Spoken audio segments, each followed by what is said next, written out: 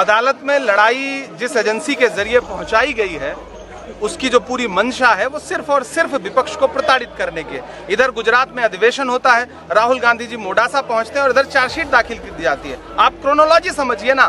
Bharatiya Janata party आने वाले बिहार के चुनाव से, गुजरात में कांग्रेस पार्टी की सक्रियता से, आने वाले असम के चुनाव की संभावित हार को देख करके और विपक्ष की सक्रियता को देख करके 400 पार के नारे के बाद भी 240 पे अटक जाने के बाद भारतीय जनता पार्टी चाहती है कि विपक्ष को पूरी तरह से कुचल दिया जाए, उनके संसाधन तोड़ दिए जाएं, उनके नेताओं का मनोबल तोड़ दिया जाए। लेकिन भाजपा ये भूल जाती है कि ये गांधी परिवार है जिसने इस देश के लिए न जाने कितनी कुर्बानियां दी हैं। आप गांधी परिवार पे आरोप लगाते हैं, वो एक गांधी परिवार वो परिवार है जिसने अपनी निजी संपत्तियां इस देश के लिए दान कर दी हैं। आप उस पर इस तरह के आरोप लगाते हैं, ये बहुत शर्मनाक है और इसके खिलाफ पूरे देश में आज कांग्रेस पार्टी प्रदर्शन कर रही है। राहुल गांधी तख्तियों पे लिखा है डरो मत और सत्यमेव जयते। सत्यमेव जयते जब आपने लिखा है मतलब अदालत पर भरोसा है आपको, और डरो मत का नारा है। हमें अदालत पे भरोसा है लेकिन मीडिया पे बिल्कुल भरोसा नहीं। आप जो भाषा बोल रहे हैं ये भाषा जो है, आप हमें लोकतंत्र में प्रोटेस्ट नहीं करने देना चाहते। आप हमारे प्रोटेस्ट पे सिर्फ सवाल करेंगे। आप भारतीय जनता पार्टी से सवाल करिए ना कि उनकी मंशा क्या है।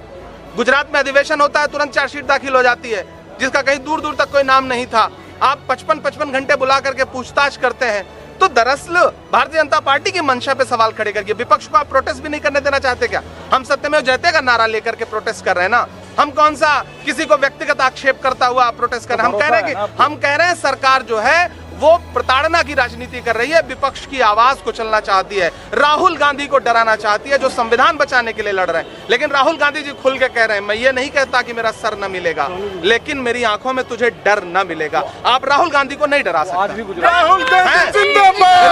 राहुल गांधी जी गुजरात में है और मिशन गुजरात, अधिवेशन, बिहार में सक्रियता, असम का संभावित चुनाव, क्रोनोलॉजी समझ लीजिए। यही है भाजपा की नफरत की और डर की राजनीति के विपक्ष से जनता के भरोसे ना जीत सको तो एजेंसियों को उतार दो, ईडी को उतार दो, इलेक्शन कमीशन को उतार दो, सारे संसाधन उतार दो और विपक्ष को डराओ।